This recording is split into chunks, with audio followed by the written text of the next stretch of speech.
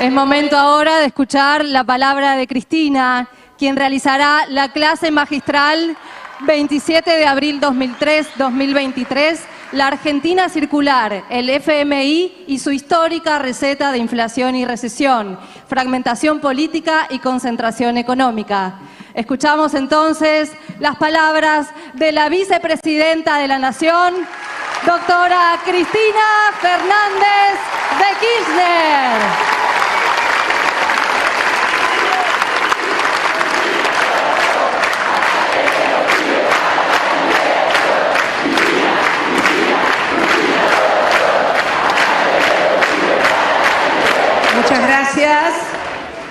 Muchas gracias.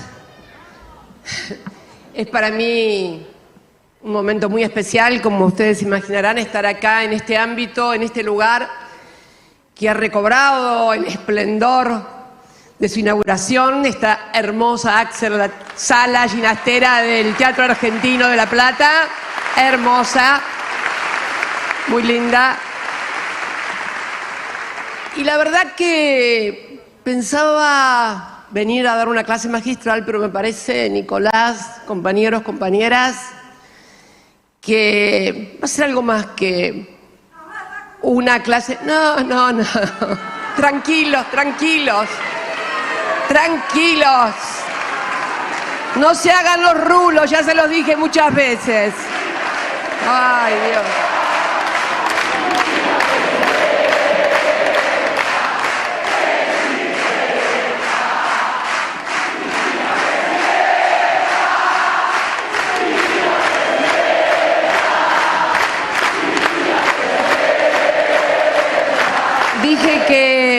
Dije que va a ser una clase magistral, además con un poquito de experiencia de vida, porque hoy, exactamente hoy, hace 20 años, estábamos en Santa Cruz. A esta hora, hacía una hora que había cerrado el acto electoral, y bueno, empezaron a llegar los primeros testimonios. Y en una hora y media más estábamos festejando haber ingresado a la posibilidad de la segunda vuelta y, claro, por la situación del momento, a la presidencia de la República Argentina. Estábamos allá con Néstor, pero me interesa rescatar porque en esta Argentina circular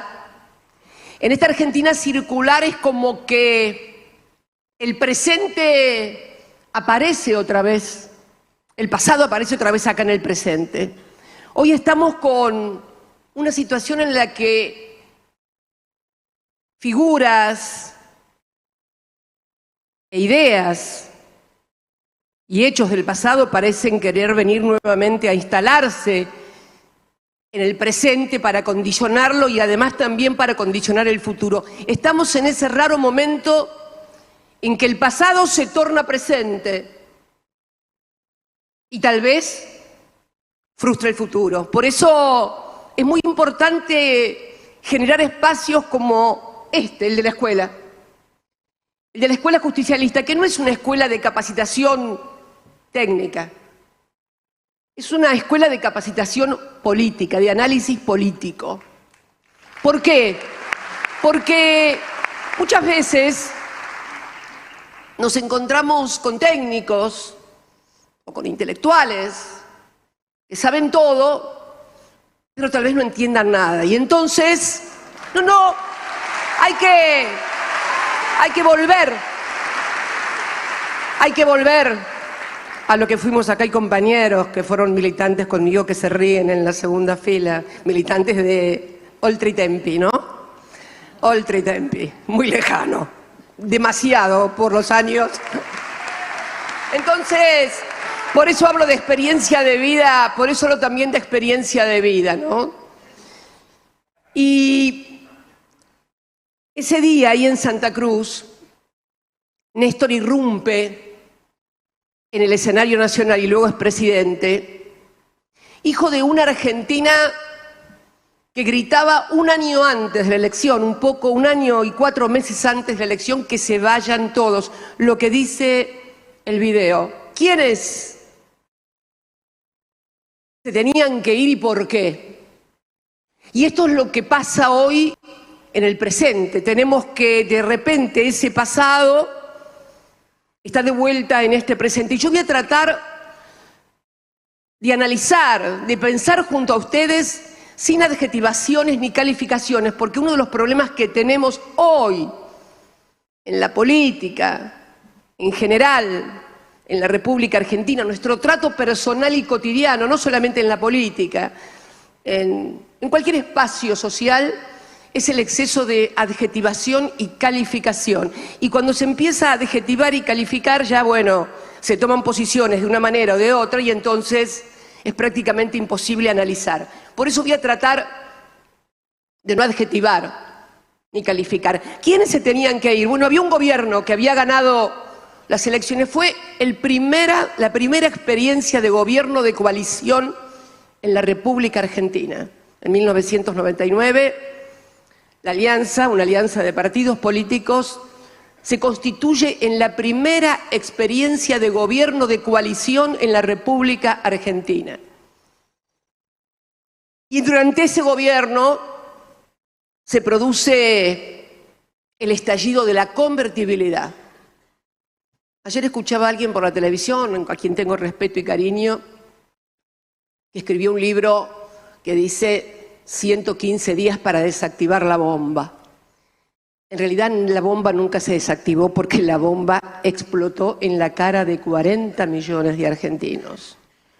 Explotó en las plazas, explotó en la desocupación y explotó finalmente en la captación de los depósitos a plazo fijo, porque la convertibilidad terminó como empezó. Esto es, en términos económicos, la convertibilidad que era... Y es bueno porque un pibe de 20 años además no debe saber ni qué corno era la convertibilidad. Bueno, la convertibilidad, ya que estamos en la escuela tenemos que explicarlo, Nicolás, aunque parezcamos un poco maestra ciruela.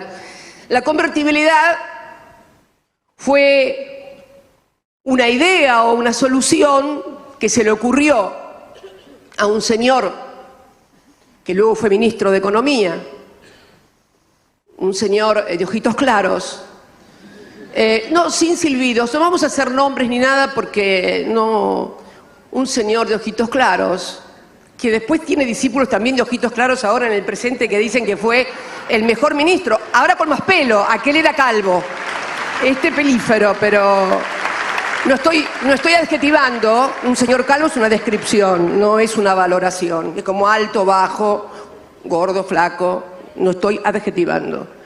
Entonces, ¿qué fue esa convertibilidad? Nos dijeron que un peso era igual a un dólar. Fue la dolarización de la economía. Una dolarización no extrema de moneda dólar, pero fue un dólar. Esto significaba una disciplina fiscal muy dura, pero fundamentalmente significaba que primero hubo que capturar todos los plazos fijos que habían en los bancos y el déficit cuasi fiscal del Banco Central, que en ese momento orillaba en unos 8 puntos. Esto fue el plan Bonex. Bonex 89. Lo recuerdo muy bien porque lo anunciaron cuando yo estaba en esta ciudad, en La Plata, con Néstor y con Máximo. Todavía no había nacido Florencia. Miren lo que es la historia. Todavía Florencia no había nacido.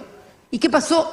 Estábamos en la casa de mi vieja, en la misma casa que todavía hoy vive mi hermana, en la cocina, mirando televisión. Habíamos alquilado una casa durante el mes de enero, una quinta porque nos gustaba venir durante el verano para pasar el tiempo con la familia.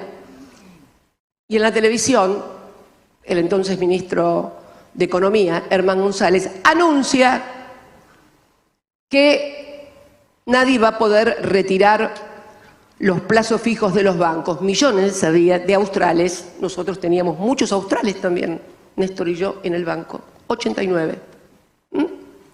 Bueno, yo no quiero ni contarles las cosas que dijo Néstor esa noche. Creo que fue la noche del 29 de enero. Ya habíamos pasado Nochebuena y Navidad en Río Gallegos y como siempre veníamos a pasar Año Nuevo en La Plata. Ese Año Nuevo no se conseguía ni comida, cerró todo.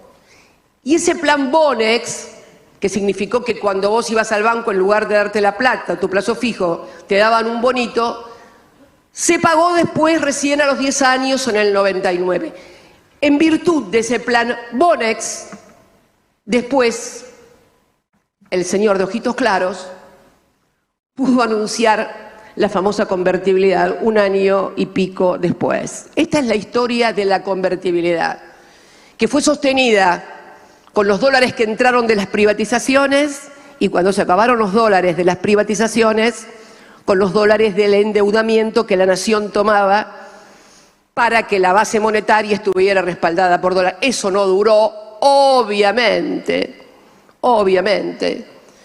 Comenzó al producirse una apertura comercial indiscriminada, a destruirse todo el aparato industrial, a aumentar la desocupación, como cayeron también en algún momento el precio de las materias primas. Recuerdo que en el año 98, en la provincia de Santa Cruz, Néstor ya era gobernador, el precio del barril del petróleo llegó a $9. Por eso nunca hay que enamorarse y creer que algo es la salvación de todo, creer que porque tenemos vaca muerta nos vamos a salvar, porque cuando uno no tiene valor agregado y solamente produce materia prima, está muy sujeta al precio y a las volatilidades internacionales. Bueno, no quiero abrumarlos, la cuestión es que la convertibilidad explota. Y la explota a otro gobierno, no le explota al gobierno que la había creado, a Dios lo que es de Dios y al César lo que es del César. Pero la campaña de la Alianza había sido: vamos a sostener la convertibilidad. Y la convertibilidad explotó. Y terminó como empezó, con la captura de todos los plazos fijos, más todos los depósitos. Se permitía retirar, si mal no recuerdo, 200 pesos a la semana, una cosa así. No recuerdo exactamente cómo fue. La cuestión que, bueno, salió la gente a la calle, muertos, violencia, represión. Esta es la historia de la convertibilidad en la República Argentina, que es la historia de la dolarización. Y me gustaría también analizar esto que se está discutiendo tanto en la Argentina hoy, que es la dolarización, donde nos vienen a decir que lo que fracasó años atrás hoy puede ser la solución. Cuando Néstor asumió como presidente, la desocupación era 2 dígitos, con un 2 adelante. Yo siempre decía que tenía más desocupados que votos, se había sacado el 22% de los votos. Con el Producto Bruto cayendo en picada. Esta es la historia de la Argentina: apertura comercial, desindustrialización, en fin. Y hoy nos vienen a proponer exactamente lo mismo y estamos todos discutiendo lo que fracasó hace más de 20 años. Y los dirigentes, este es el discípulo del señor de ojitos claros, y los dirigentes del otro sector político, de lo que hoy es la Alianza, que en alguna vez fue gobierno, también eran los funcionarios que en ese momento la gente decía que se vayan todos. Es notable, ¿eh? Es notable. Es notable porque el jefe de gobierno de la ciudad estaba a cargo del PAMI. Integraba el grupo Sushi, junto a la que era ministra de Trabajo, y que habían descontado del 13% a jubilados y trabajadores. No sirvemos, no sirve porque nos separa. Estos son datos objetivos, datos absolutamente objetivos. Había descontado el 13% a trabajadores estatales y a jubilados y jubiladas. Un señor que hoy que también se está promoviendo como jefe de gobierno de la ciudad, había sido ministro de Economía, que duró 10 días, si mal no recuerdo, y lo echó la Franja Morada, no, ni la Cámpora, que no existía, ni el peronismo, no, la Franja Morada, cuando propuso arancelar las universidades públicas, o sea, eliminar la educación, la gratuidad universitaria en la República Argentina. Sí, estas cosas pasaban. estas cosas pasaban. Bueno, ahora nos proponen vouchers para la educación. Es como que es una eterna Argentina circular en los personajes, en las propuestas. Por eso es importante espacios como este de discusión, de formación, donde podamos superar los 20 minutos del TikTok, convocar a los jóvenes a superar los 20 minutos del TikTok y a pensar un poquito lo que pasó, porque es imposible avanzar en el presente y en el futuro si no sabemos de dónde venimos. Es imposible.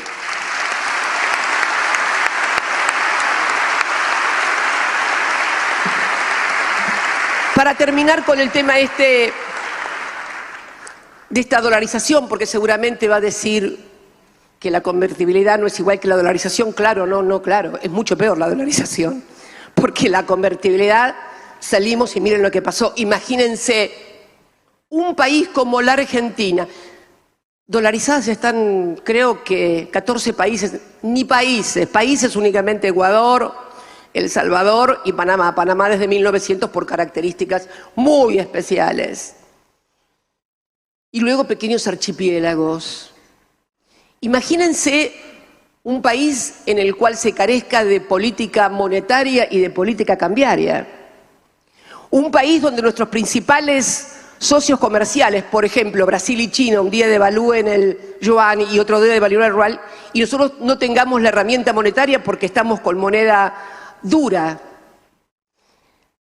sin política monetaria, sin política cambiaria, y además dependiendo de una moneda, de una economía como la de Estados Unidos, que es absolutamente competitiva con la Argentina, mientras que la economía de Ecuador, por ejemplo, que es el PBI más alto de los que tiene dolarización, no hay ningún otro país en el mundo, es absolutamente complementaria de Estados Unidos, por materia prima, por remesas, lo mismo que El Salvador. Argentina tiene una matriz competitiva con la matriz productiva de Estados Unidos. ¿Por qué? Miren, hay un libro que yo siempre lo recomiendo, el de Torre, Una temporada en el quinto piso, donde cuenta cuando Machinea, en la época en que integraba el equipo de Surril, durante el gobierno del presidente Alfonsín, va muy contento a Estados Unidos con un proyecto formidable abajo del brazo: privatizar la petroquímica, todo el sector petroquímico argentino y todo el sector siderúrgico.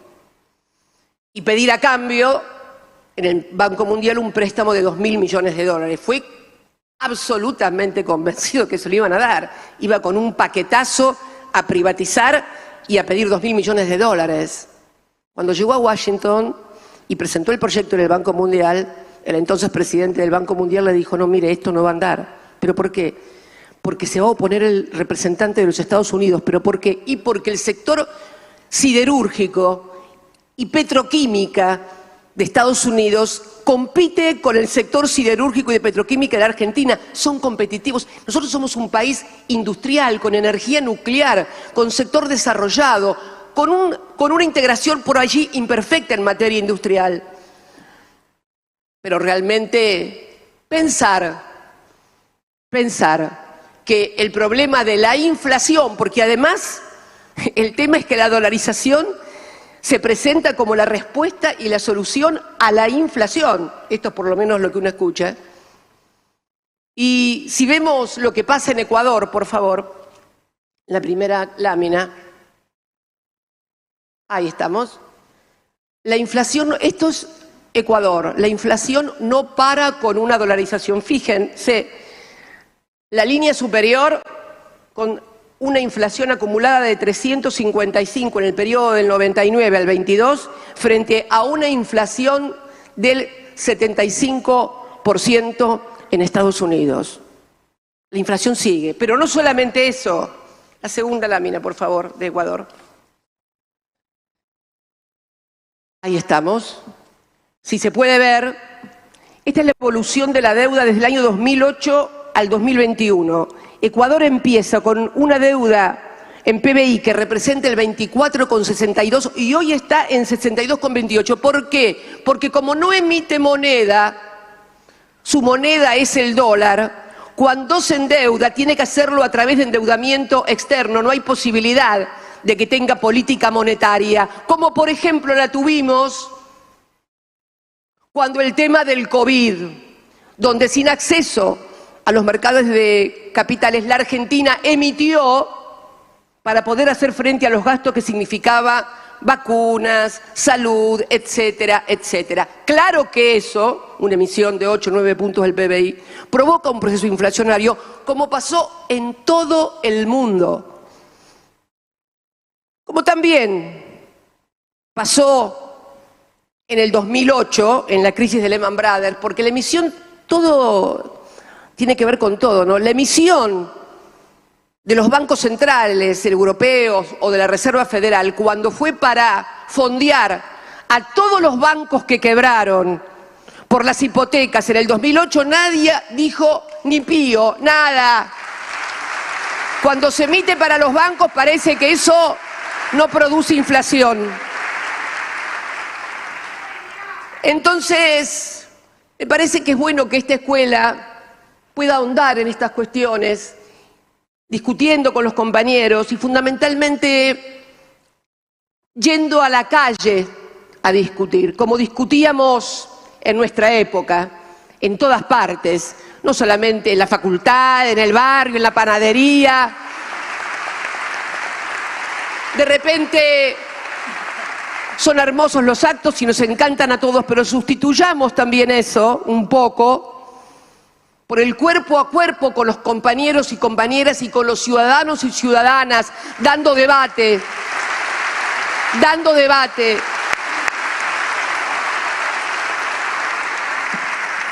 Para finalizar con este tema, porque yo siempre soy muy desconfiada, ¿vieron? Las mujeres somos más desconfiadas siempre. Culturalmente desconfiadas, nos han enseñado a ser desconfiadas. Pero, ¿qué hay entonces? ¿Por qué se produce tanta esta discusión? ¿Qué quiere con esto de la dolarización y tan...? Y leyendo hace unos días en Infobae un artículo, por favor, ¿lo podemos poner? Eso es. Ese señor que está ahí, Emilio Campo, es el economista que eligió el dirigente político para que está proponiendo la dolarización en la Argentina. Que tengamos la misma moneda que Estados Unidos. Yo sustraje del reportaje el artículo en la parte donde explica cómo va a ser para, sin tocar en la plata de nadie, ni sacarle nada a nadie, ni nada, cómo va a ser para sustituir el circulante, los pasivos del central, etcétera, etcétera, sin tocar nada. Y dice, por eso creemos un vehículo fuera de la Argentina al que le transferimos los activos y pasivos del Banco Central. El Banco Central tiene pasivos y activos. El FGS del ANSES. ¡Ah! Dije yo, ¿cómo? Ah, bueno, el FGS del ANSES. ¿Cómo que quieren transferir el fondo de garantía de los jubilados? ¿Y qué tiene ese fondo de garantía de los jubilados? Bueno, tiene muchos bonos, pero tiene otras cosas. La próxima, por favor. Y pueden ver,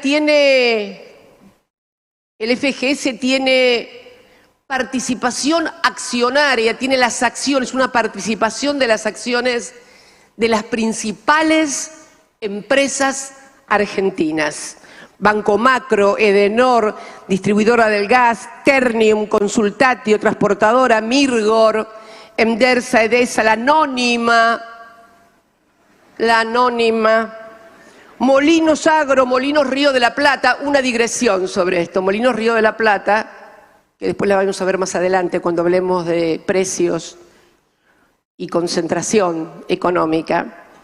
Molinos Río de la Plata modificó el estatuto de la sociedad para que no pueda sentarse un director del FGS. Por supuesto lo judicializamos. Eso fue durante mi segundo gobierno y creo que todavía el Poder Judicial no resolvió eso. Bueno, Transener, Grupo Financiero Galicia, Pampa Energía, Banco Patagonia, Camusi, Telecom, Grupo Clarín, Cablevisión sí. ¿Por qué? ¿Por qué tiene todo esto? Porque durante la época en que se privatizaron en las AFJP los recursos de los trabajadores, muchos de esos recursos fueron prestados a las principales compañías argentinas. ¿Estaba mal? No, no estaba mal, porque es un mercado de capitales. Está bien tener un mercado de capitales que pueda prestarle, pero ustedes ¿vieron algún titular en algún diario o en TN decir: miren, tomaron la plata de los jubilados y se la prestaron al Banco Macro,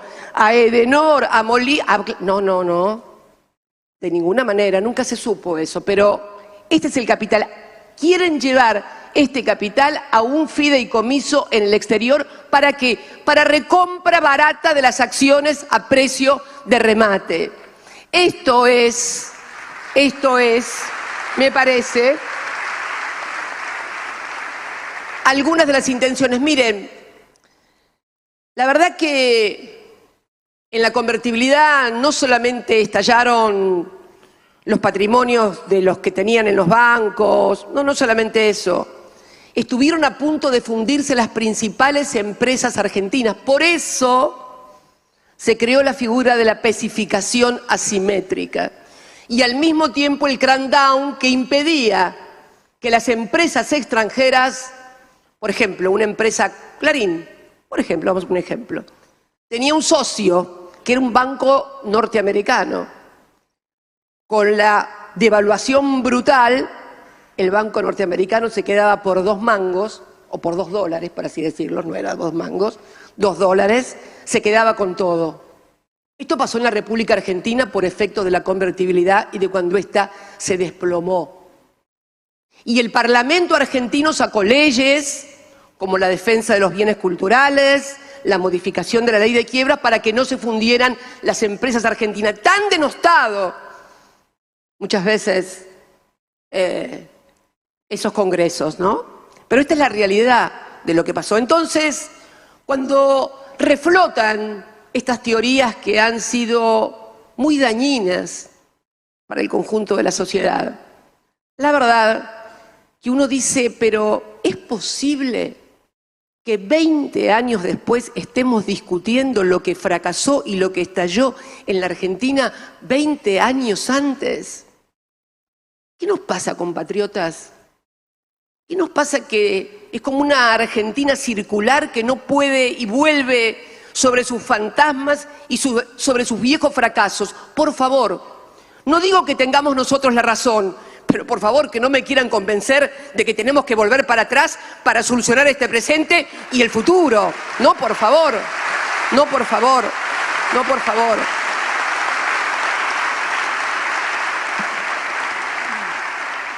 Sin embargo, hay un punto de contacto también con ese pasado, porque la situación en aquel momento, no en cuanto a modelo económico, vamos a decirlo con todas las letras, 22% de desocupación, el Producto Bruto cayendo. Hoy tenemos otros problemas. Hoy tenemos crecimiento, pero con bajos salarios, y se nos produce, esto lo charlé inclusive en la clase magistral que dimos en Chaco el año pasado, cuando dije que estamos frente a un nuevo fenómeno de crecimiento económico real y genuino, pero mala distribución del ingreso y por primera vez trabajadores en relación de dependencia pobres. Esto nunca nos había pasado. Esto es uno de los nuevos desafíos que tenemos frente a las cosas. Pero lo cierto es que con posterioridad a la pandemia la actividad económica creció y el empleo que se generó fue un empleo más precario, más informal, con mucho monotributo, no es de la calidad del empleo que se generaba antes. El modelo no es el mismo, no tiene absolutamente nada que ver con aquel modelo que generaba desocupación, desindustrialización. Ahora hay nuevamente un proceso de generación. La producción de bienes tuvo un papel protagónico en el crecimiento económico. Es más, la actividad económica, a fuerza de ser sincero, fue un 0,4 más importante que en el 2015. Y el consumo privado 1,5 más alto que en el 2015. Pero entonces, ¿qué pasa? Pasa esto. lo que también dije acá en La Plata en el año 2020, en el Estadio Único Diego Armando Maradona, cuando Sergio dijo, y bien, que el país iba a crecer, y yo dije atrás que ojo, claro, vamos a crecer y mucho, pero ojo, alineemos precios, salario, tipo de cambio, porque si no, el crecimiento se lo van a llevar 4 vivos, que es lo que está pasando ahora. Este es el tema.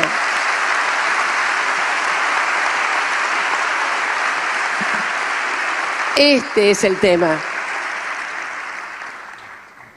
Y si hay un punto de contacto, y tiene que ver con todo, como todo tiene que ver con todo, como digo yo siempre, hay un punto de contacto con ese pasado. Y es una presencia que nosotros, y cuando hablo de nosotros hablo como proceso y proyecto político, que a partir del año 2005 pudo, pagándole al Fondo Monetario Internacional, iniciar un ciclo virtuoso en el que los trabajadores volvieron a participar en la distribución del ingreso con más del 50%, exactamente 51,8%. Y la verdad, que nos vengan a hablar de los últimos 20 años desde la oposición, la verdad que nos duele porque yo creo que no hay ningún argentino de bien que pueda ignorar el lastre que significa para el conjunto de la sociedad argentina el retorno del Fondo Monetario Internacional a la República Argentina. Creo que nadie, con honestidad intelectual, no puede plantearse que estamos ante un dilema y ante un problema brutal. Ese Fondo Monetario Internacional que Perón siempre rechazó y que ingresó al país precisamente luego del golpe de Estado que derrocara al general Perón y que se instaló en nuestro país, fue el protagonista de los peores momentos que se vivieron durante la democracia en materia económica y de condicionalidades.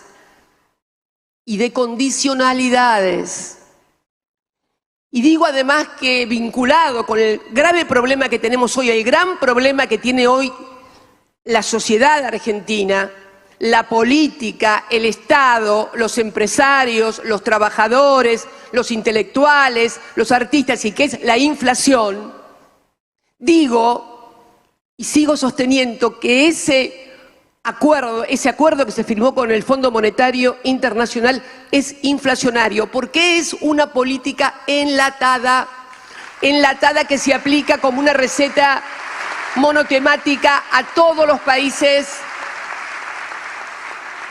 Y quisiera que pusieran un poquito el gráfico de, ahí está, el acuerdo, fíjense, el acuerdo con el Fondo Monetario es inflacionario, fíjense el momento en que se firme el acuerdo y fíjense cómo se dispara la inflación. A partir de la firma del acuerdo, cuando se pierden herramientas. Y entonces tenemos que la tasa de devaluación tiene que acompañar a la inflación en un país de economía bimonetaria como el nuestro, donde el principal causante de la disparada de los precios es la variación del dólar. Es algo que no le entra a los técnicos del Fondo Monetario Internacional en la cabeza, porque también admito que es difícil entendernos también a los argentinos, ¿no?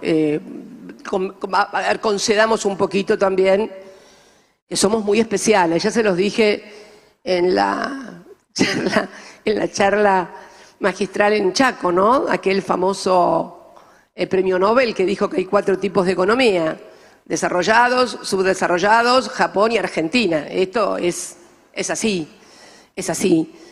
Entonces, se quieren aplicar políticas enlatadas que además no solamente en la Argentina, en realidad las políticas del Fondo Monetario Internacional no han dado resultado en ninguna parte. No hay un modelo exitoso. Miren, y acá me vengo a acordar de otra cosa. ¿Saben quién fue el que más apoyó la convertibilidad y puso al que entonces era presidente y lo aplaudieron en una asamblea del Fondo Monetario Internacional? Bueno, al autor de la convertibilidad. Eso sí fue apoyado por el Fondo Monetario Internacional. Miren cómo terminamos. Un gobierno constitucional voló por los aires, 5 presidentes en una semana, muertos en las calles de la ciudad de Buenos Aires, represión, miseria, dolor. Entonces creo que es necesario revisar las cláusulas, ese acuerdo. Me dicen, ¿no?, que en el Fondo Monetario Internacional hay halcones y palomas. Le digo, halcones y palomas, igual que acá en la oposición, estamos llenos, hay halcones y palomas por todas partes. A mí me cuesta entender la lógica de los halcones y las palomas, porque como yo soy pingüina, soy un ave, pero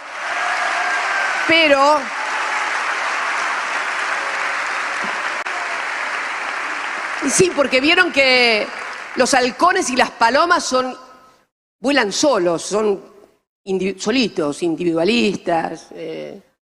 Los pingüinos somos todos colectivos, vieron que somos todos juntitos, vamos para acá, para allá, somos muy colectivos. Entonces, me cuesta.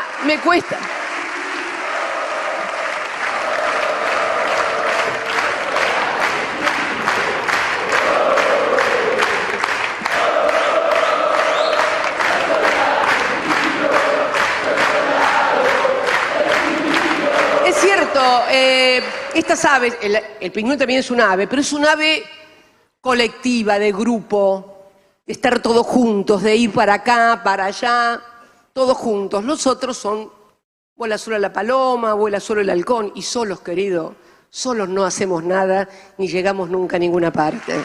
Esto tenemos que aprenderlo también.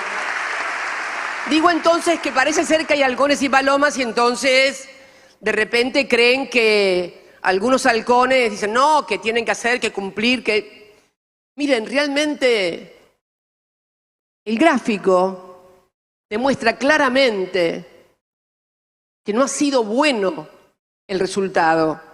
Hoy vamos a hablar de también los instrumentos que no se podían utilizar hasta que se intervino durante esta semana en el mercado cambiario utilizando reservas, instrumento que también estaba impedido por la firma del acuerdo.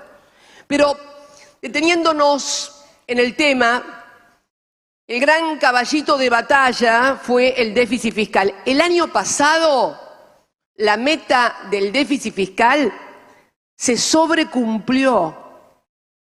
Hubo sobrecumplimiento, o sea, se cumplió más de lo que el fondo exigía y sin embargo la inflación se disparó igual. ¿Por qué? Porque la inflación está en la Argentina atada a la escasez o abundancia de dólares en una economía bimonetaria como la nuestra. Lo expliqué varias veces, pero siempre es bueno volver a hacerlo. La restricción externa, el stop and go siempre, esa cosa de que, bueno, la industria necesitaba dólares, por ahí no eran lo suficiente los que producía el campo, entonces se producía esa tensión, venía una devaluación, stop and go.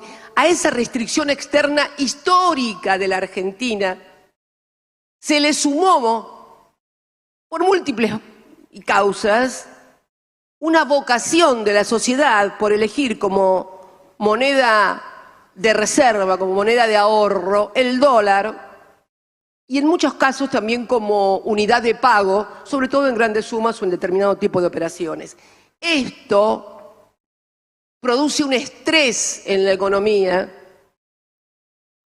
bueno, que lleva, si no hay una correcta administración, a problemas. Pero volviendo con el tema del fondo, es necesario revisar, pero no para no pagar, nadie dice que no haya que pagar, más allá de la discusión de las sobretasas, etcétera, etcétera.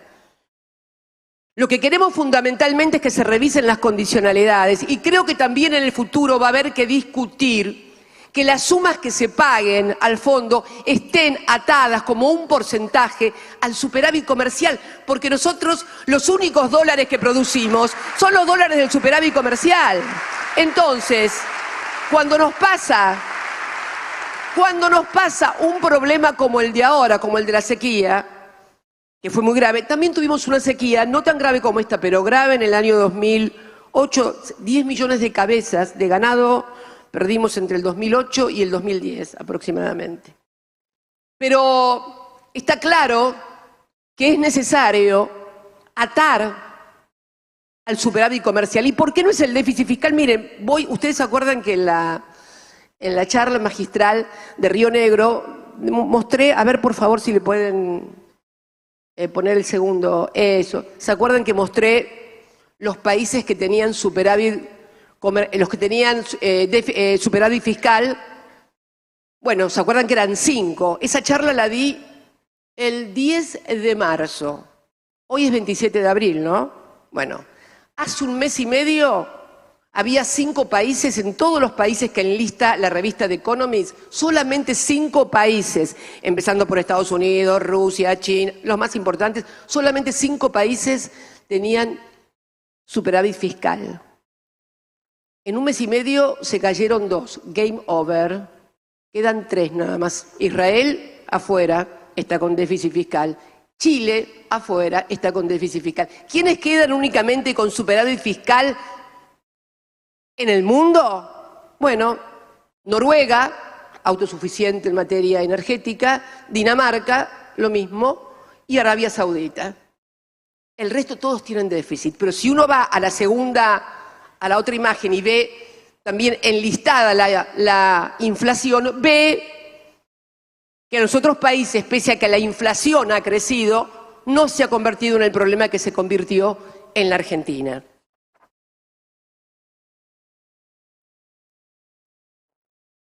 La otra cuestión que podría... El déficit fiscal está claro que no es la causa de la inflación. Además, si hablamos de déficit fiscal, porque normalmente cuando se habla de déficit fiscal empiezan lo que gasta el Estado, que el Estado gasta más, que gasta menos, que esto, que lo otro. ¿Saben cuánto se gasta? Y lo vamos a poner entre paréntesis, en materia de lo que podría denominarse gasto social, y acá la veo a la ministra de Desarrollo Social, o sea, cuánto en planes potenciar, cuánto en aguache, cuánto en tarjeta alimentar, cuánto en progresar. 1.9 del PBI. ¿Saben cuánto se gasta en materia de eximiciones, alícuotas quebradas, exenciones, gente y sectores que no pagan impuestos o pagan la mitad de los impuestos? 4,6 del PBI. 4,6 del PBI. O sea, yo me acuerdo que el que era presidente de mi bloque, que siempre se quejaba de los cheques que cobran los que tienen un plan o los cheques que cobran del Estado. Yo me quejo más de los que tienen plata y no pagan los impuestos, más de los que tienen...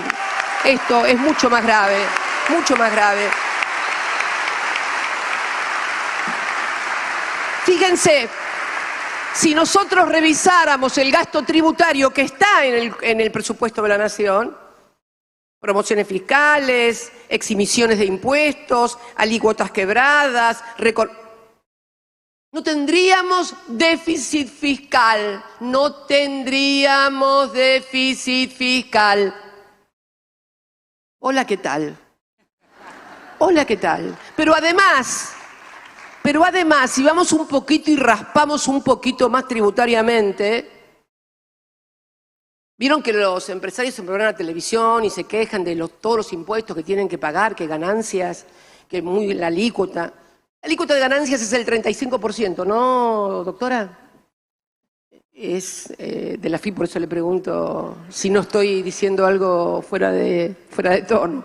35%. ¿Saben cuánto pagan las grandes empresas de la alícuota del 35% sobre el impuesto a las ganancias? Adivinen. 2.45. ¿Pero cómo? Me van a decir ustedes.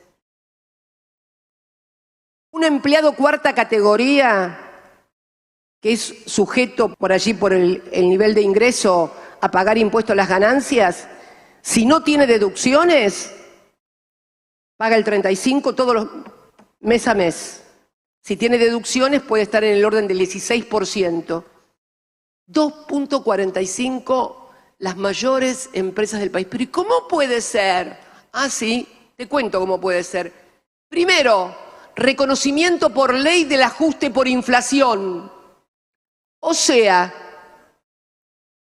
cuando vos vas al supermercado y le pagás al dueño del supermercado, le pagás en efectivo o en la tarjeta, o sea, o cobra los 30 días o cobra en ese momento. Pero él tiene que pagar la ganancia sobre eso que te vende a vos hoy, recién el año que viene. Recién la paga el año que viene, pero la plata la agarró ahora. ¿Qué hace el ajuste por inflación reconocido por ley? Cuando va a pagar al año siguiente, le descuenta toda la inflación. Le deflactan las ganancias por la inflación. Y le indexan los gastos. Creo que hay que empezar, sí, a pedir. Sí, sinceramente. El segundo mecanismo que se utiliza es el reconocer como un quebranto los gastos, indexado también el año siguiente. Con lo cual, miren qué fenomenal negocio. Te deflactan las ganancias y te indexan los gastos. Así es imposible que pierdas. Yo también quiero ser empresario. Y esto no es una crítica a los empresarios, pero tenemos que sentarnos en una mesa, en serio, a hablar de estas cosas para ver cuánto pone cada uno. Porque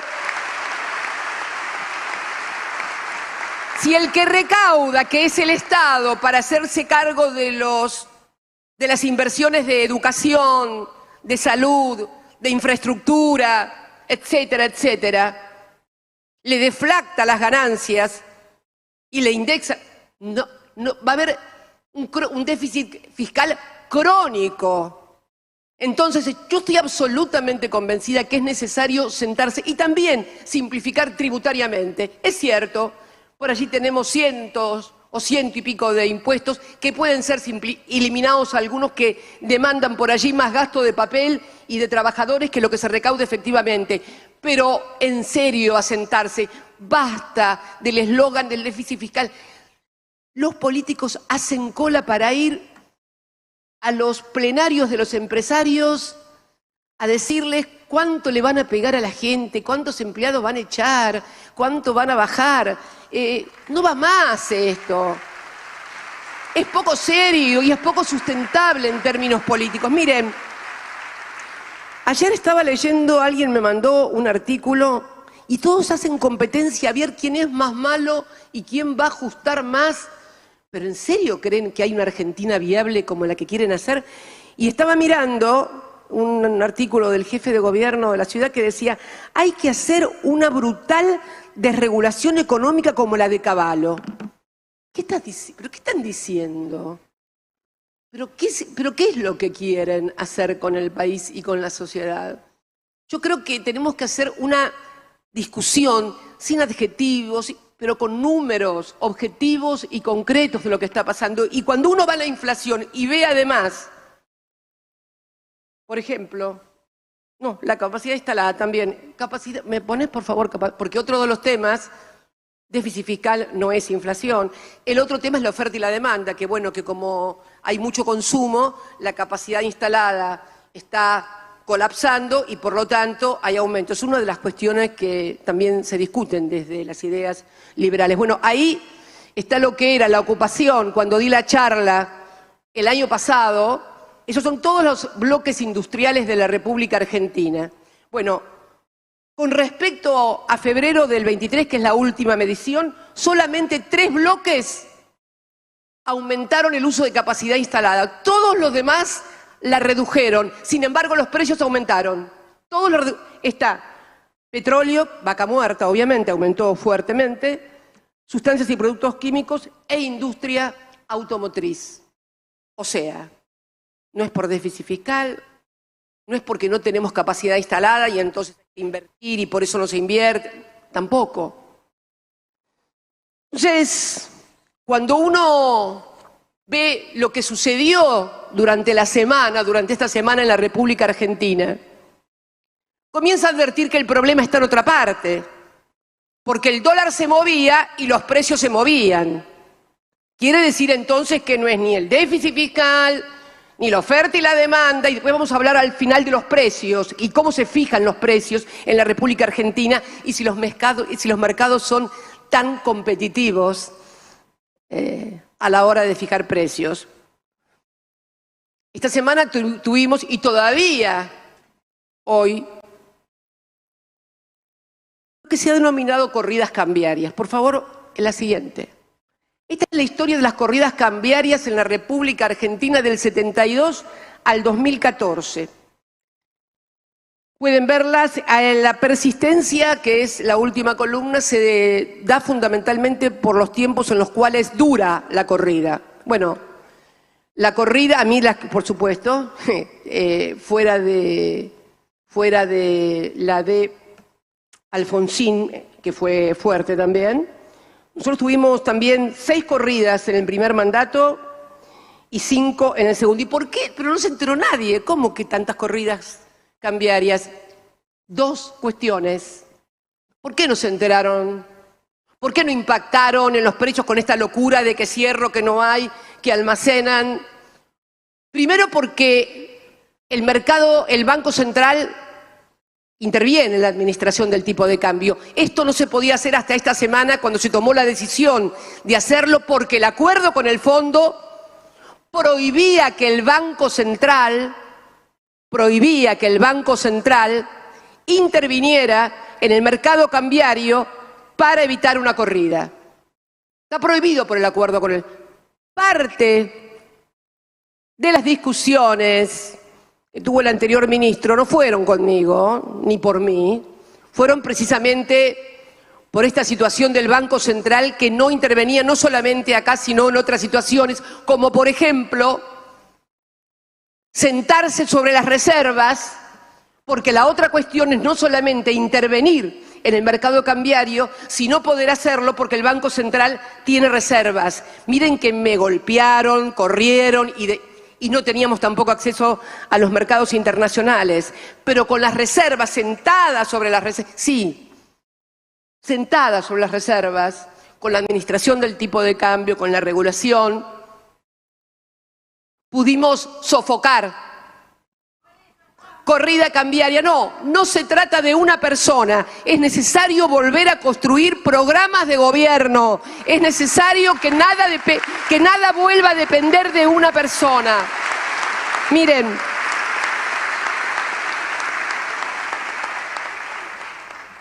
el tema de, tuvimos reservas, claro, sobre todo las que pudimos sentarnos también en el segundo mandato por cuando se estableció la regulación, que ahora vamos a ver el problema que también trae la regulación cambiaria. Porque no hay una solución perfecta, no es que se elige entre lo mejor y lo peor. Cuando se está en el gobierno normalmente, por lo menos en la República Argentina, siempre hay que elegir entre lo menos malo. Ojalá los gobernantes tuviéramos la posibilidad de poder elegir entre lo bueno y lo malo. Ahora tenemos que saber que cuando tomamos una decisión y enfrentamos intereses, nos enfrentan. Pero estas son las reglas de juego. Estas son las reglas de juego. Miren, durante el segundo mandato, si uno mira, y hablando un poco de inversión extranjera directa, ¿no? Donde se dice que es bueno, y es muy bueno que venga la inversión extranjera directa, pero claro, la inversión extranjera directa también remite utilidades, obviamente, y está bien que remite utilidades, nadie está en contra de eso.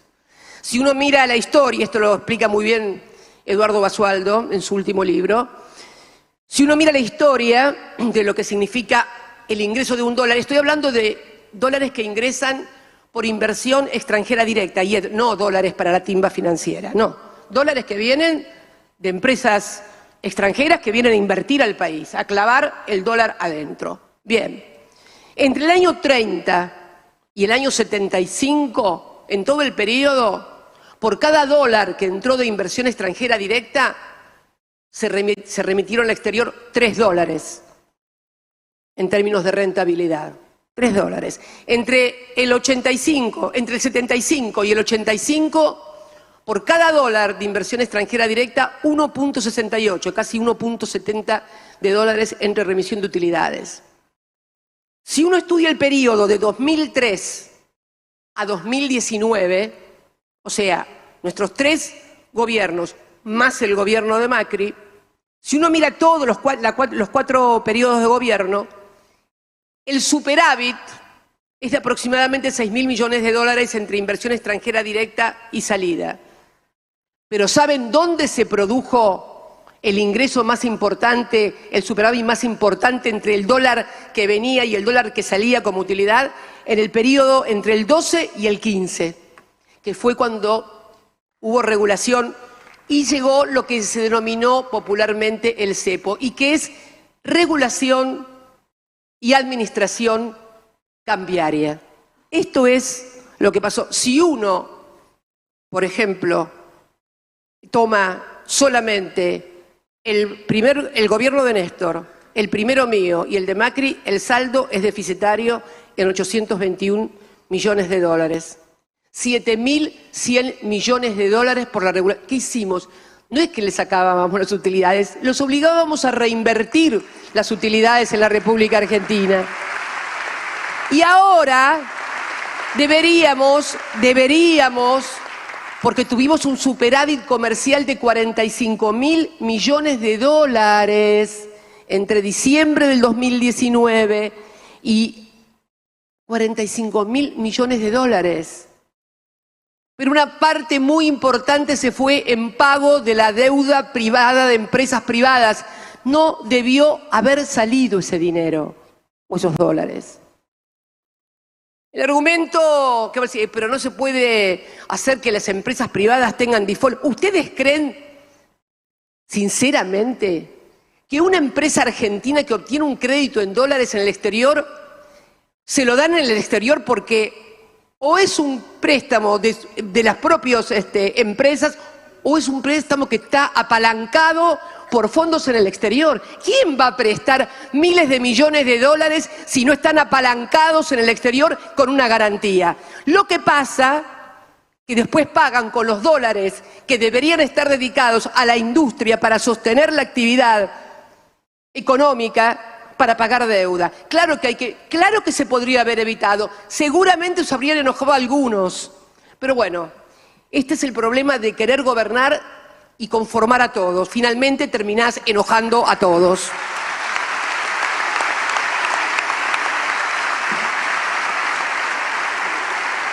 Yo quiero... Y estoy hablando de la regulación cambiaria no como una virtud. Que quede claro, no hablo de la regulación y la administración cambiaria como una virtud y como la solución o la panacea, o miren que descubrió la pólvora o el agujero al mate. No hemos descubierto el agujero al mate. Simplemente, miren ese ya lo presenté en Chaco. No, el anterior, por favor, el de las brechas cambiarias. Ese. El verde significa formación de activos en el exterior, que quiere decir gente que saca dólares de la República Argentina y forma activos en el exterior. La mayoría no son del todo declarados porque muchas veces son producto de la evasión impositiva. Y lo azul son los periodos de brecha. Fíjense, cuando no había regulación, formaban activos en el exterior. Cuando hay regulación, se caen los activos en el exterior, pero surge la brecha cambiaria. Y cuando surge la brecha cambiaria, vamos al otro. Ahí tenemos que se producen, cuando la brecha es demasiado grande, nosotros terminamos con una brecha, ahí está muy claro, con una brecha del 38% aproximadamente en los financieros, y en el blue, que no es tan importante, el 50%, totalmente administrado. Pero no es lo mejor. ¿Por qué? Porque se produce, a partir de eso, directamente se incentiva y se profundiza, porque en realidad siempre tuvimos el problema de la sobrefacturación de las importaciones y de la subfacturación de las exportaciones. Cuando la brecha crece, este problema de sobrefacturación y subfacturación se exacerba. Y el otro problema que tuvimos también es que durante nuestra gestión, sobre todo sobre el segundo mandato, en el cual los trabajadores y trabajadoras de la República Argentina tenían el salario más alto en dólares en la República Argentina, también elegían dolarizarse. No es una crítica, es una descripción de los problemas. Y también esto traía demanda, por eso el famoso cepo, que fue de $2.500 por mes, es casi Disneylandia.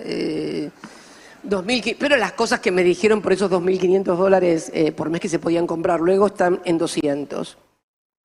Entonces, el problema está que cuando no hay regulación de desregulación tenemos una formación de activos en el exterior muy importante. Y cuando hay regulación tenemos la brecha y todo lo que ella genera. ¿Y todo por qué? Por la dolarización de hecho que hay en la Argentina. Y entonces cuando yo sostengo que es necesario sentarse todas las fuerzas políticas, no a ver si va a haber flexibilización laboral, porque seguramente unos van a pensar de una manera, van a pensar de la otra, o la educación pública si la querés gratuita o no gratuita. No, estoy hablando de esto. No quiero ponerme de acuerdo en todo lo demás, pero tenemos que tener un acuerdo en esto para que el país funcione normalmente y no sea un parto cada elección y no sea un drama cada movimiento cambiario en la República Argentina. Sobre todo, agravado todo esto, porque nosotros estuvimos 12 años y medio administrando el país, pero no estaba el fondo. No estaba el Fondo Monetario Internacional, teníamos libertad en las herramientas para poder gobernar, y además de eso veníamos bajando el endeudamiento. El problema se produce a partir del año 2016. En el año 2016 y 2017 Argentina fue el país que más se endeudó con los fondos de inversión privados internacionales, el país que más se endeudó. Y cuando llegaron hasta acá, como no tenían plata para devolver, esta es la historia, volvimos otra vez al fondo. Fue criminal lo que pasó. Fue criminal realmente lo que pasó. Pero pasó. Y acá estamos y tenemos que abordar esta cuestión. Pero entonces, creo que también debemos abordar una estructura en la República Argentina en materia de conformación de precios que dista mucho de lo que dicen las teorías liberales. A mí me encanta verlos por la televisión cuando dicen no, porque la competencia, los mercados son, hay que dejar a los mercados porque los mercados son transparentes, ellos deciden cómo está bien, cómo está... A ver. ¿Qué dice la teoría liberal? ¿Cómo son los mercados competitivos? Son mercados muy atomizados, o sea, mucha oferta, muy diversa. Uno puede elegir Juan, Pedro, Andrés, me elijo esto, me elijo otro. Muy diversificados, bien. Segunda condición, productos homogéneos. O sea, la leche pirulo es igual que la leche fangulo, pero me gusta más esta y compro la otra. Además, todos los factores tienen una información perfecta y hay libre entrada de todo circula libremente. Bueno, hola, ¿qué tal? Esto no estaría sucediendo en la República Argentina. Vamos a la segunda. Miren, ahí tenemos las principales 20 empresas. Esas 20 empresas que figuran ahí, sí, porque hay que empezar a hablar con nombre y apellido. Unilever, Mastellone, Coca-Cola, Sancor, Danone, Molinos, porque si no parece que los precios los remarcaran, no sé, Cristina, Nicolás. No. Estas 20 empresas manejan el 74% hacen el 74% de la facturación de lo que vos comprás en la góndola. Bueno, atomizados, lo que se dice atomizado, el mercado no estaría.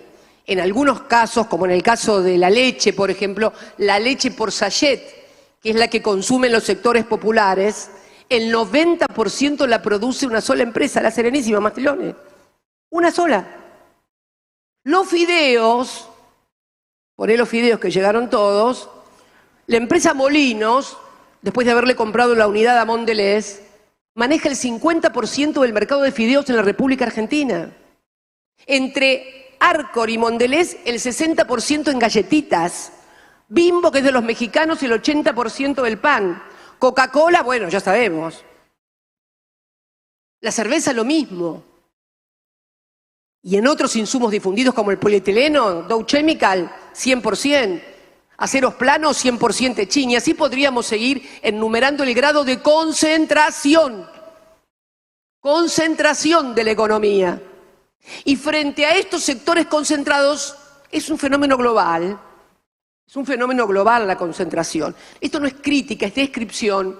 Frente a poderes económicos cada vez más concentrados, una política, o sea, un Estado cada vez más fragmentado, más dividido y más enfrentado. ¿A quién le van a hacer creer los políticos hoy, cualquiera sea el origen, la idea, que van a poder controlar lo que hace el poder económico concentrado y que van a solucionar los problemas de los argentinos en este estado de cosas? Que no me jodan más con esas fantasías. Que no me jodan más. Acá la única, y quiero... Miren, no, presidenta, no, miren.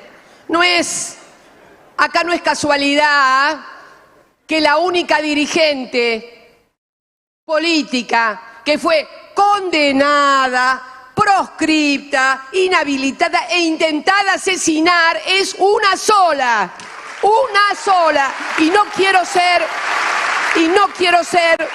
autorreferencial.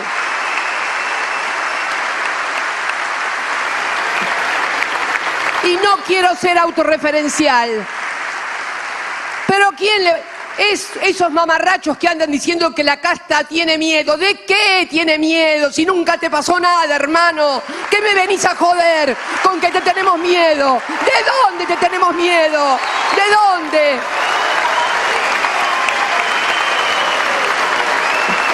Pero caraduras.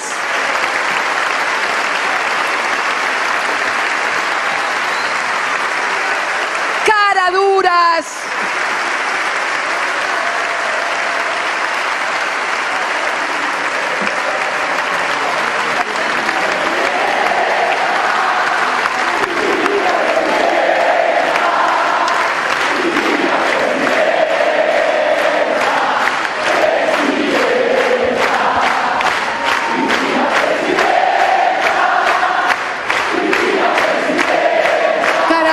Perdón, por favor, porque ¿saben qué? Es increíble. Perseguida, mis hijos me quisieron matar. No quieren investigar a los que me quisieron matar y que tienen evidentes compromisos con sectores empresarios de la República Argentina. Miedo tengo, ¿saben por qué? Porque mis nietos puedan crecer en un país tan injusto, tan inequitativo. A eso sí le tengo miedo. Yo ya viví, ya di lo que tenía que dar. Yo ya viví.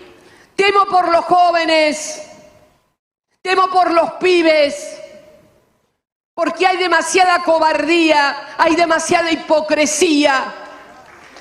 Y esto es lo que está pasando en la República Argentina.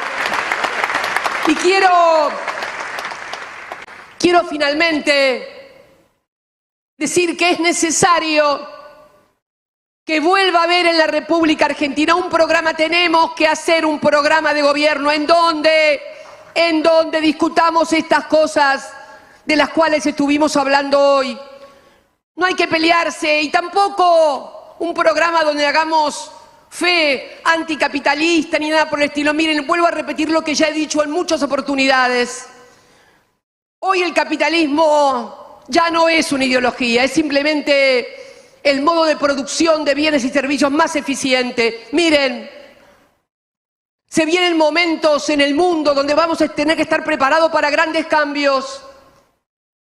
La gran discusión no va a ser si el capitalismo sí o el capitalismo no, sino quién conduce los procesos de producción para no dañar tanto el medio ambiente, para que haya mayor igualdad.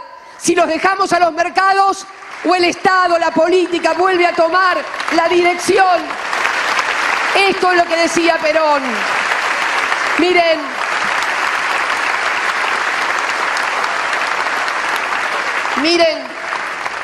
miren la evolución de este capitalismo financiero alejado de la realidad que hoy... ¿Quién es el hombre más rico del mundo hoy? ¿Lo saben? Bueno, cuando el capitalismo significaba que el dinero para reproducirse debía pasar por el circuito de producción de bienes y servicios, y no solamente en lo financiero, el hombre más rico podría ser Henry Ford, porque vendía autos y era innovador tecnológicamente. Más tarde fue el dueño del petróleo, Paul Getty, porque era la energía. Después fue Bill Gates, porque fue la innovación tecnológica, la tecnología. Hasta hace poco era Elon Musk, que es también tecnología y en fin todo eso. ¿Saben quién es hoy el hombre más rico del mundo? Un francés, Bernard Artois, que es, ¿saben qué? El dueño de las marcas de lujo que le vende a los ricos del mundo. Es el dueño de Gucci, de Christian Dior, de todas las marcas, de Tiffany, de todas las marcas de lujo. Esto significa una modificación y una profundización de la concentración del ingreso. Nada bueno puede salir de eso finalmente. Y vamos a una discusión de en el mundo que viene. Viene un mundo diferente. Miren, cuando uno ve que los saudíes se dan la mano con los iraníes y en el medio hay un chino, empiecen a abrir los ojos. Algo está pasando. Algo está pasando.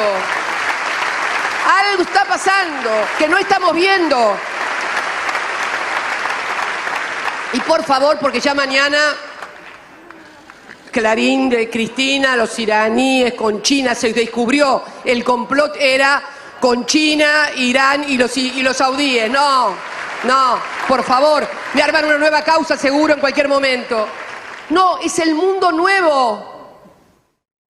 El mundo cambió con el crack del 30, cuando se cayó el patrón oro y fue sustituido por el patrón dólar.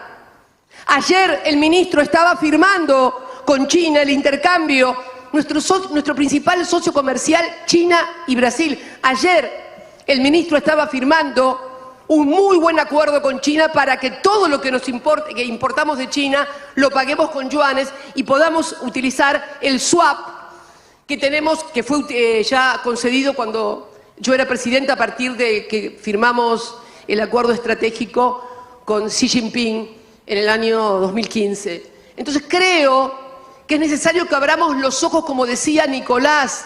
Van a pasar y están pasando cosas nuevas. Tenemos problemas nuevos. No podemos tener la cabeza tan vieja de seguir discutiendo estupideces. No podemos tener la cabeza tan vieja. Las nuevas generaciones se merecen que tengamos la cabeza abierta y que los ayudemos a que utilicen esto como nosotros utilizábamos el diccionario, como utilizábamos los libros, porque es cierto que hay una modificación. Es cierto, no hay que negarla. Hay que usarla, hay que usar las cosas y los instrumentos de la tecnología para poder ayudar a una sociedad a construir un futuro mejor. Por eso, que me pongo...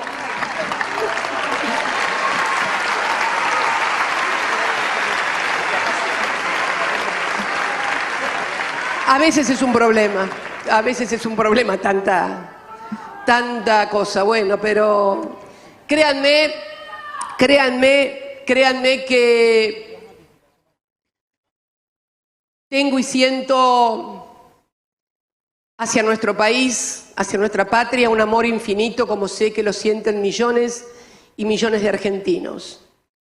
Y creo que tenemos la obligación de dar discusión y debate. Pero Primero, cuando les dije a los compañeros y compañeras en Avellaneda que sacaran el bastón de mariscal, me pareció bien, pero no es para dárselo por la cabeza a otro compañero o a otra compañera. Eso ténganlo, por favor, muy claro, por favor. No utilicen el bastón para dárselo en la cabeza a otro compañero o a otra compañera, sino precisamente para poder ayudar a pensar una sociedad, un país diferente y ver cómo podemos contribuir cada uno de nosotros a un futuro mejor. Créanme que necesitamos un programa de gobierno, tenemos que ver cómo vamos a manejar nuestros recursos.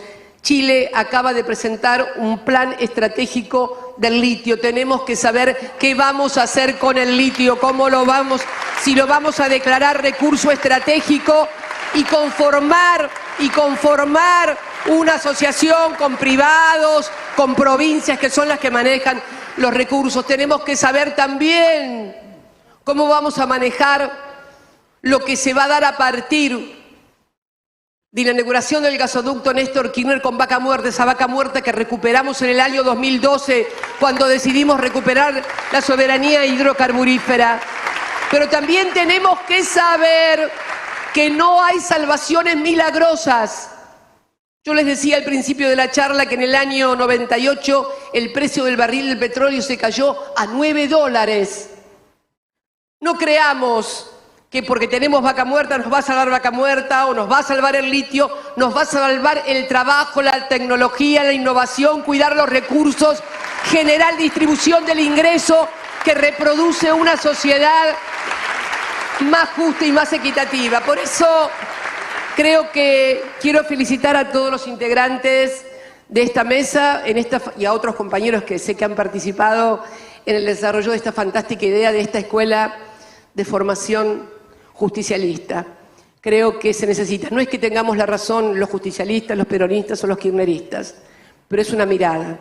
Quiero que entiendan nuestra mirada sin decirnos que por culpa nuestra, que los 70 años, que no saben que no es cierto, saben además que no es cierto. Saben que hoy el principal problema que tenemos es ese endeudamiento brutal que nos han dejado. Nosotros no vamos tampoco a decírselo las 24 horas del día, pero por favor, un poco más de honestidad intelectual de todos y todas a la hora de discutir los problemas de los argentinos y las argentinas. Muchas gracias.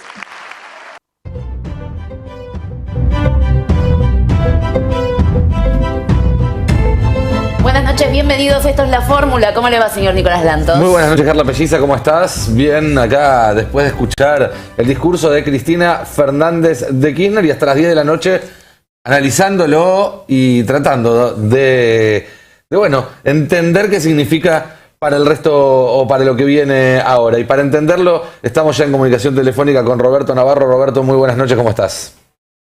Hola, Carla. Hola, Nico. ¿Qué tal? Bien, muy bien. Cristina marcó el tono de lo que va a ser la campaña. Podríamos decir que hoy empezó la campaña del peronismo, del Frente de Todos. Este va a ser el tono, ¿no? Muy fuerte, recordando quién es cada uno, marcando los errores de las cosas que proponen y fundamentalmente subiendo al ring a Milei. Cristina sabe que el jugador al que se le puede ganar un balotaje es Milei y fue sobre él. Le dedicó la mayor parte del tiempo, se metió con la dolarización, lo desafió, le dijo que de qué vas a tener miedo si vos nunca te pasó nada. Le dedicó muchísimo tiempo a pelearse con Milei. Cristina está eligiendo al enemigo, Cristina está diciéndole a quien sea candidato o a quienes sean candidatos, es por acá, tenemos que salir a pegarles, tenemos que ir contra que a le podemos ganar un balotaje, y tenemos que ser rudos, diría yo, con mucha fuerza, con mucho grito, desafiante, riéndose de las propuestas que hacen, recordando que esas propuestas fracasaron, recordando que la convertibilidad, que es lo más parecido a la dolarización es un poquito peor, porque es más difícil salir de la dolarización, empezó sacándole los depósitos a la gente con el plan Bonex y terminó sacándole los depósitos a la gente con la crisis de 2001. Es decir, mostró que es una locura dolarizar, empezó a mostrar que es ridículo lo que propone Milei y además, como él la juega un poco de valiente, gritando todo el día, le gritó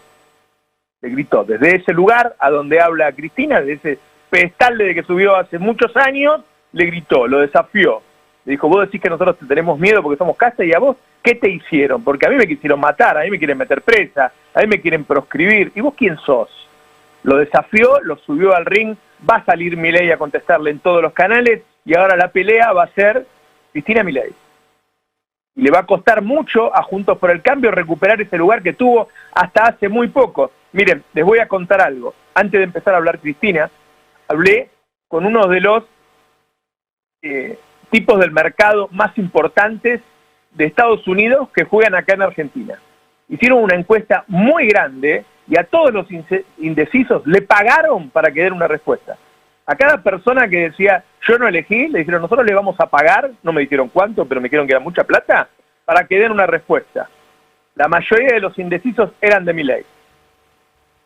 Gente que no se anima a decir que es Milei. Es decir, Milei mide más todavía de lo que está midiendo en estos días. Milei le estaba comiendo voto a Cristina, porque lamentablemente desde el día que se bajó Cristina, ese lugar no fue ocupado. Veremos ahora quién lo ocupa. Salió a bancar muy fuerte al ministro, dijo que era excelente el laburo que había hecho con China y con Brasil, pero no dijo que el ministro es, que Massa es el candidato. Tiene tiempo para decidir quién es el candidato. Cuando les dijo que no se peleen, a la vez les está diciendo que jueguen. Le habló a Grabois, que lo insultó a Massa, claramente. Pero no le dijo no lo desafíen. Le dijo que no se peguen, que no hablen en ese tono. Sí, es un poco lo que veníamos charlando, ¿no? Cristina pareciera marcar ya el tono de que vamos hacia una contienda de internas dentro del Frente de Todos, o por lo menos en la previa va a haber más de un candidato y el escenario va a ser el que decida quién o quiénes llegan, pero este punto al que todos quieren llegar, y la verdad es que todavía nadie lo consiguió, que es disputar el poder sin golpes por abajo del cinturón, ¿no? Sin golpes bajos. Claro, claro. Sí, claramente la confrontación con Milei es lo primero que salta a la vista cuando uno escucha el discurso. Yo me pregunto hasta qué punto es tratar de inflarlo para plantear un escenario de balotaje contra él, y hasta qué punto no es ir a pelear cuerpo a cuerpo por esos votos que ella sabe que Milei le está sacando al peronismo. Creo que también hay un poco de eso, de ir a trabar, de ir a explicarle a esa gente que votó peronismo las últimas elecciones y ahora está evaluando votar a Milei, por qué las propuestas de Milei no son las que van a traerle a la sociedad argentina el bienestar que necesita. Ahí hay algo muy claro, como también la asociación directa entre Juntos por el Cambio con la experiencia de la alianza. Algo que a lo que le dedicó menos tiempo, pero fue muy claro. Cada vez que habló de algún candidato o alguna figura de Juntos por el Cambio, lo hizo asociándolo a esas recetas del pasado y a la experiencia fallida del gobierno de la alianza.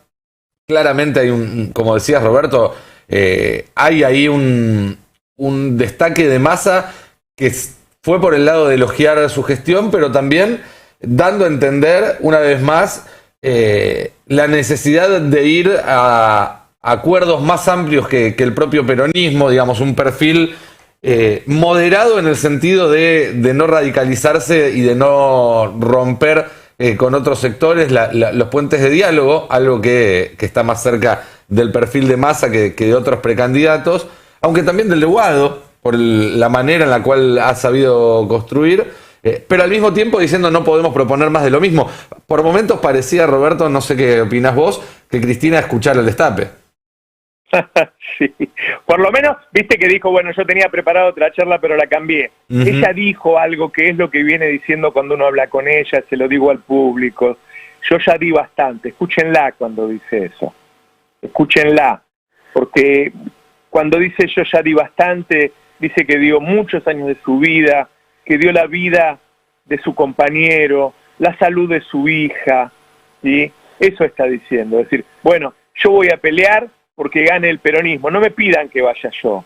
Yo no, ella no dijo, no solo no dijo que el candidato es Massa, a mí lo que me quedó es que ella está abriendo la puerta a una paso.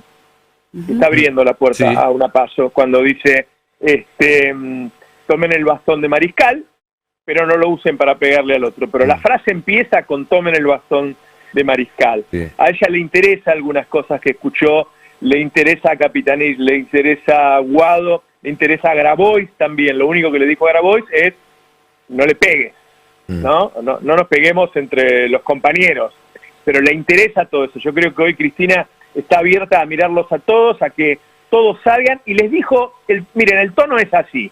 Yo diría, analizándolo, estamos mal, hablemos de ellos, hablemos que ellos no van a venir a solucionar esto que está mal, si son los que terminaron en la alianza con los muertos en la plaza, si son los que tienen una política igual a Cavallo, si son los que apoyan algo muy parecido a la convertibilidad. Hablemos de ellos, que es lo que nos queda, y tratemos de subir al ring a los que cuando llegue el momento de votar, por ahí la gente no los vota. Cristina, y yo lo sé esto porque lo he hablado, Cristina no quiere que lleguemos a un balotaje con un Larreta. Cristina quiere llegar a un balotaje con Milei o con Bullrich, en todo caso. Y sabe que Milei, como bien decís vos, Nico, le está comiendo votos. Sí. Esa encuesta que apareció con Milei, que está primero en Merlo, en el centro del conurbano, ¿te imaginás lo que movió?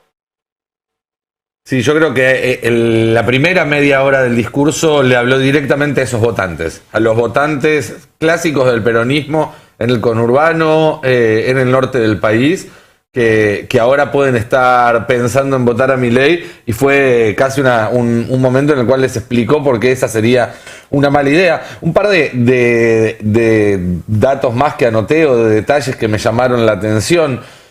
Por un lado, se refuerza un poco esta idea del frente de todos menos Alberto, ¿no? Porque al sentar al lado a Nicolás Trota, un funcionario que durante mucho tiempo fue muy cercano a Alberto y que en su momento era uno de los funcionarios que no funcionaban, que ella criticaba, y también al destacar a Victoria Tolosa Paz en la platea, es una manera de demostrar que, bueno, la etapa de Alberto Fernández terminó. De hecho, hizo algo parecido a una autocrítica o una crítica cuando dijo es necesario un programa para que no todo dependa de una persona.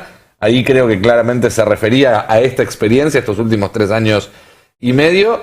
Pero sacando ese detalle, después son todos bienvenidos, incluso aquellos que en su momento ella criticó o aquellos dirigentes con los que se sabe que no tiene sintonía. La amplitud todavía como una marca de lo que propone, algo que se viene repitiendo desde el año 2016, y un mensaje para los que pensaban en algo más purista. Bueno, y además ella siempre remarca, cuando hay en la tribuna alguien que es una pieza que ella le acaba de sacar al otro, lo nombra para que la cámara lo muestre. Sí. Y eso hizo hoy con Victoria Tolosa Paz. Sí, a Trota le dijo también Nicolás varias veces, ¿no? El nombre de pila, claro, que algo que también se destacó de Massa, que lo trató de Sergio, pero además este tema del programa, que tienen que consensuar el Frente de Todos, un programa de gobierno, además de una crítica a lo que puede ser la gestión de Alberto Fernández, también marca un poco lo que veníamos charlando, Nico, ¿no? Que a Cristina, ¿quién le va a marcar la cancha? También puede ser un indicio de decir, bueno, tenemos que consensuar un programa porque yo no voy a hacer. Entonces nos tenemos que garantizar que todos estemos de acuerdo, sea quien sea el conductor o la conductora del país, en un próximo gobierno que va a cumplir lo que todos queremos que cumpla. Ya salió Horacio Rodríguez Larreta a tuitear sobre el discurso, se ve que se sintió desplazado y necesita rápidamente tratar de ocupar nuevamente el centro de la escena, porque ya empezaron las repercusiones por ese lado. Larreta, bueno, nada, dice escuchar hablar a Cristina como si no fuera la vicepresidenta de la Nación, etcétera. El gobierno fracasó y Cristina se tiene que hacer cargo, y volvió a demostrar que no le preocupan los argentinos. Bueno, no perdamos la esperanza, dice el jefe de gobierno porteño, que claramente quedó desplazado en este corrimiento del eje que planteó la vicepresidenta. Otra cosa que noté, Roberto, y no sé si vos coincidirás con esto, es que también dejó algunas pautas que pueden allanar el camino a novedades políticas en los próximos días. Mencionó un tema que vos varias veces trajiste a colación, que es el tema de los recursos fiscales que se van en beneficios a las empresas, y ahí creo que le está dando una señal a Massa de cómo puede hacer para lograr acelerar la reducción del déficit fiscal que está pidiendo el Fondo Monetario a cambio de acelerar los desembolsos. Y por otro lado, no me sorprendería que en los próximos días haya algún cambio en las autoridades del Banco Central, porque fue realmente muy dura con su conducción actual. Sí, está muy bien, porque la verdad es que yo diría que le marcó la cancha también a Massa. Sí, claramente. Quiere. Claramente. ¿Le marcó la cancha o marcó el sendero, si queremos ser más amables, digamos? Sí. Sí, bueno, porque claramente tiene una mucha mejor relación con Massa, tiene una sociedad con Massa hoy, claramente que no la tiene con el presidente, pero de alguna manera le dijo, es por acá, es decir, y hoy lo dijimos al mediodía, ¿por qué es? Porque el Fondo Monetario Internacional le está pidiendo para entregarle los fondos a Massa que devalúe. Roberto, estamos en directo desde La Plata. Habla Cristina nuevamente. Escuchémosla, dale. Esta vez frente a la militancia. La escuchamos. Dale. ¿Cómo están? Habla Cristina. Gracias.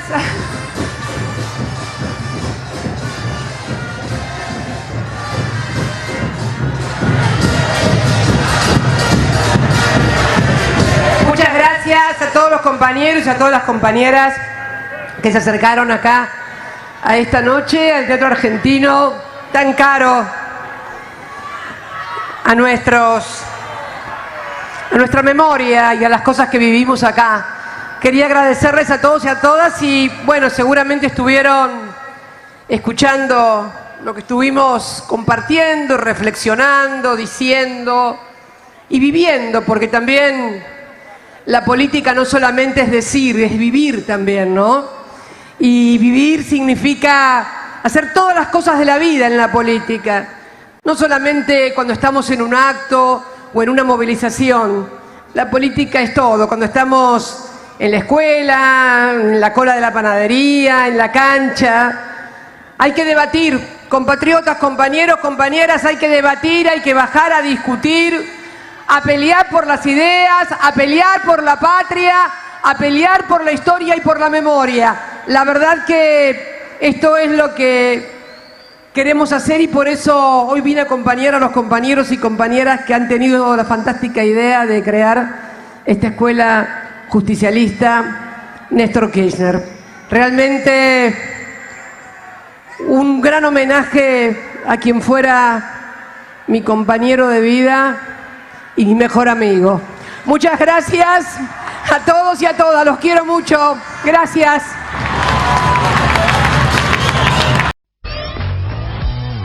Un país unido por la radio.